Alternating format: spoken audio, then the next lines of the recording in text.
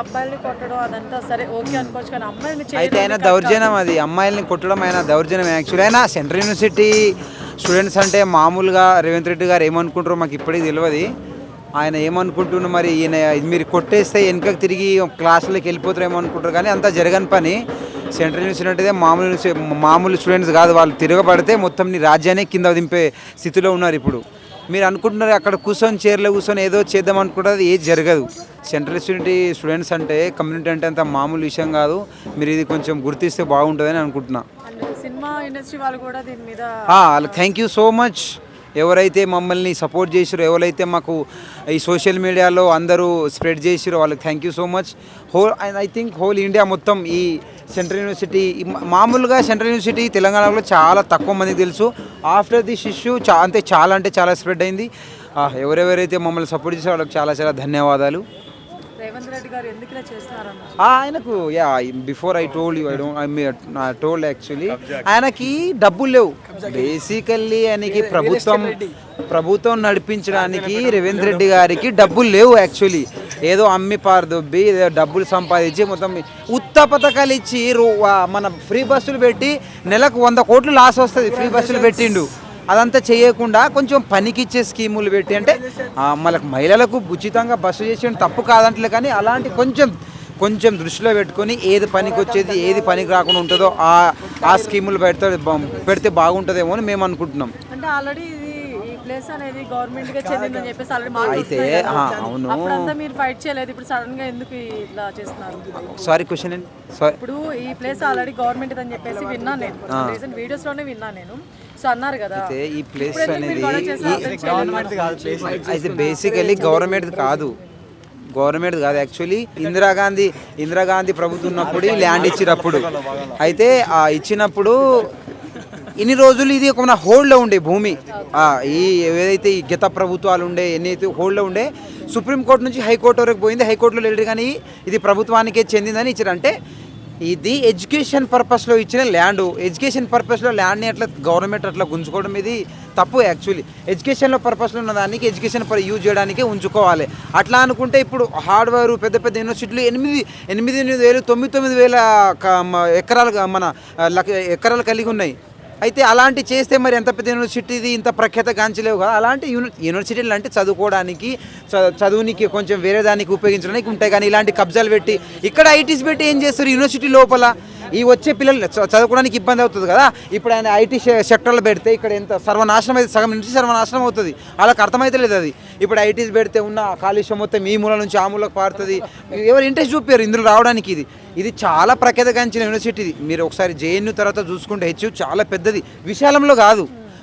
ఇందులో ఉన్న ఆ ప్రొమినెన్స్ అట్లా ఉంటుంది. అట్లా చాలా ప్రఖ్యాతగాంచిన సెంట్రల్ యూనివర్సిటీ ఇది.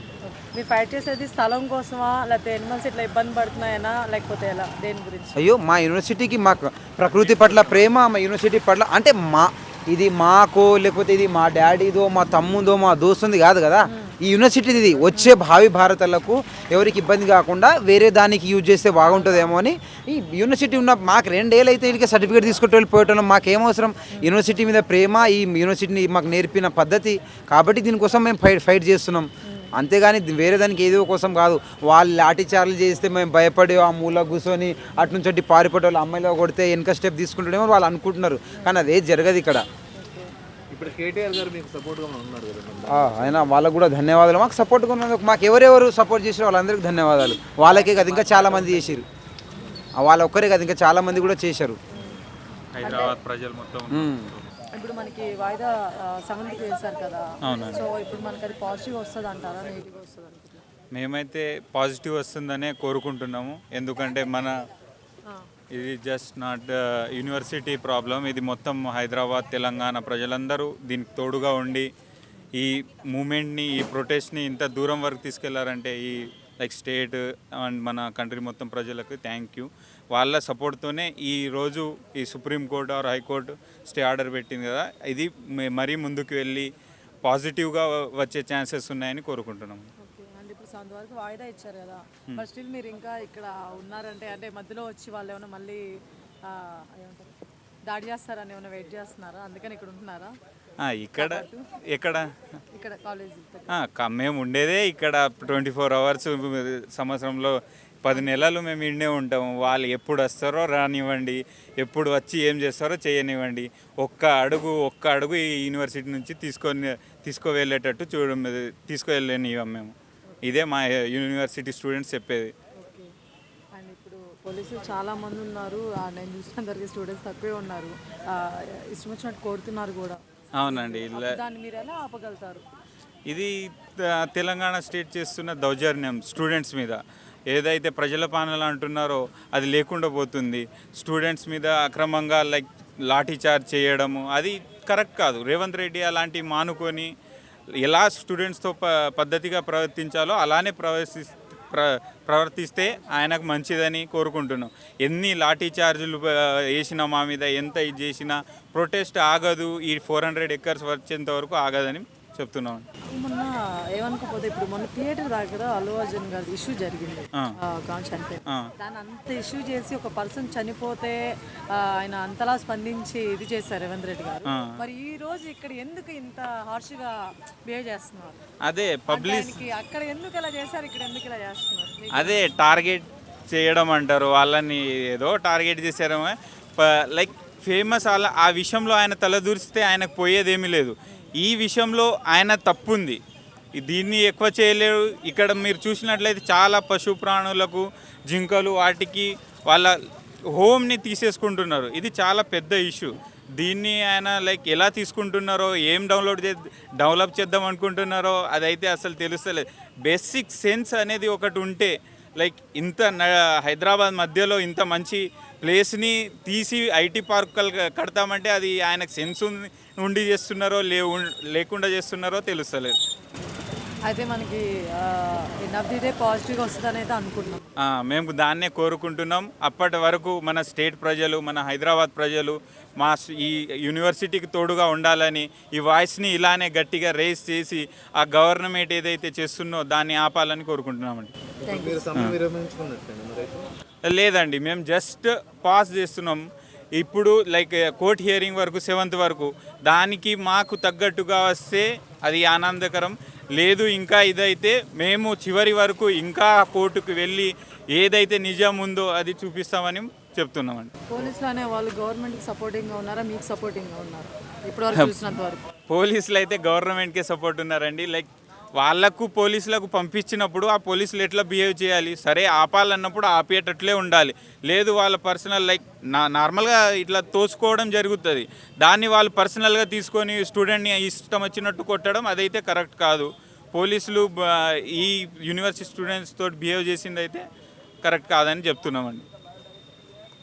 ఈ లాస్ట్కి అయితే ప్రతి స్టూడెంట్ ఎవరెవరైతే ఈ ఇష్యూ మీద అయితే రెస్పాండ్ అయ్యారో, సెలబ్రిటీస్, స్టూడెంట్స్ అండ్ హైదరాబాద్ ప్రజలు, మన తెలంగాణ ప్రజలు, ఆల్ ఓవర్ ఇండియా ప్రజలందరికీ థ్యాంక్ యూ.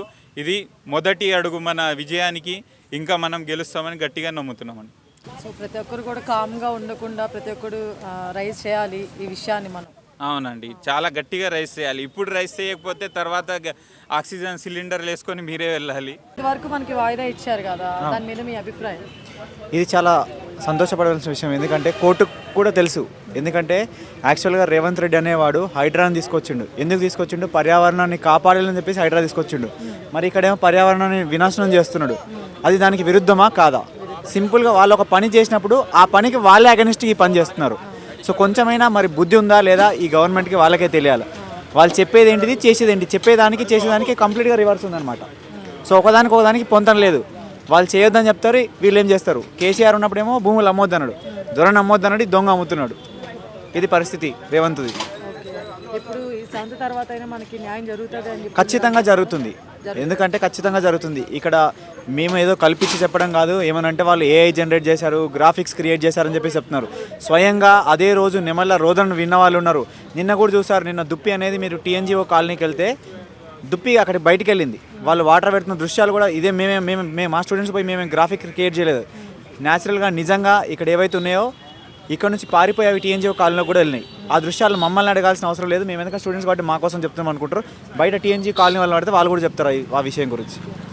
ఇంత జరుగుతున్నా కూడా రేవంత్ రెడ్డి గారికి కనీసం కూడా స్పందించట్లేదు, ఎందుకంటారు? ఆయన స్పందించడు, ఎందుకంటే ఆయనకు కూడా తెలుసు నా పని అయిపోయింది, ఎట్లాగో ఉన్న కాడికి నేను దోసుకుంటా, ఇంకా 3 ఏళ్ళు ఉంటా కదా, 3 ఏళ్ళకి సరిపడా నా తరాలు మొత్తం తినేటట్టు దోసుకుంటా. రాహుల్ గాంధీకి మూటలు అప్పచెప్తే ఏమైనా టోకెన్ అమౌంట్ వస్తే అదే ఆలోచనలో ఉన్నాడు. ఇంకా ఆయనకేం పని ఉంటుంది స్టూడెంట్స్తోని?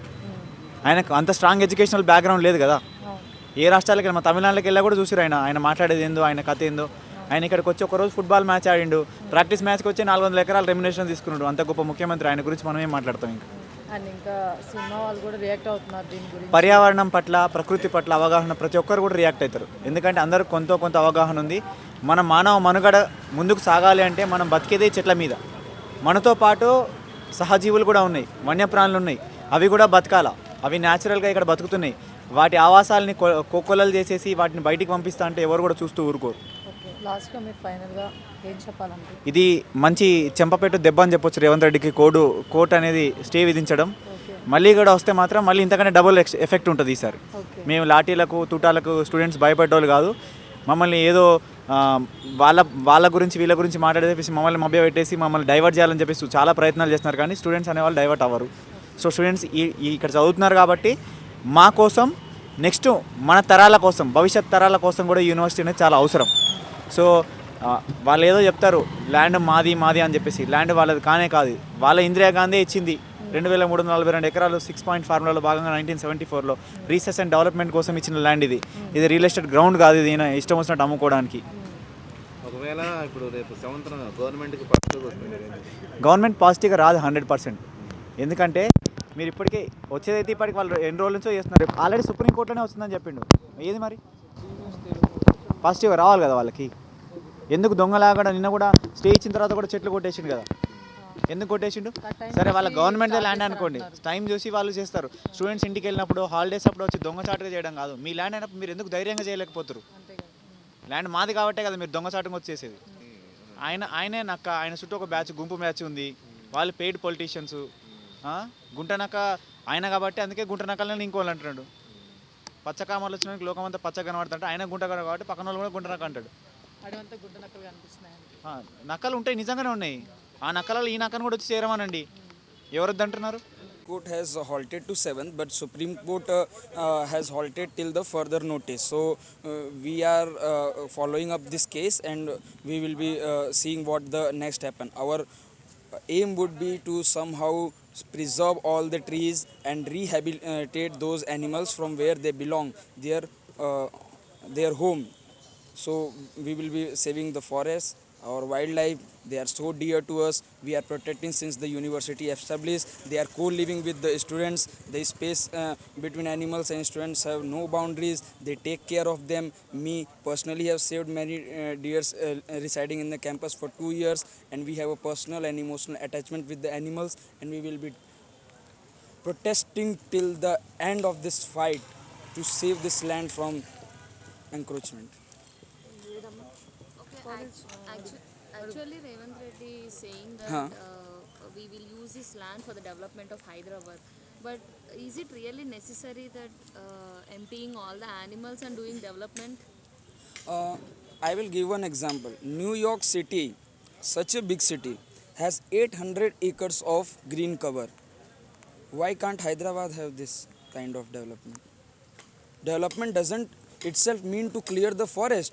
You can develop in the areas outside of Hyderabad which are empty totally. For development, what you need to do? Prepare infrastructure, company will come, and then that is also development. But why by destroying wildlife? When there is no necessity to destroy the wildlife, there should be no purpose to destroy the wildlife. And polices are also behaving very wild with the girls and all the protesters. They are thinking the protesters are kind of terrorists. Like This is because Revanth Reddy want to clear out the forest in the short time when the court was on holiday. They came on Sunday, barricaded everything, and each 2 days holiday, those 3 days were continuous holiday. So Revanth Reddy want to destroy the forest very fast, so the court can't act. But we students have protested. I doubt if the university was, if this land was outside of university, it could be saved or not. But we students having personally most emotional attachment with the wildlife here, We are very dedicated to protect them.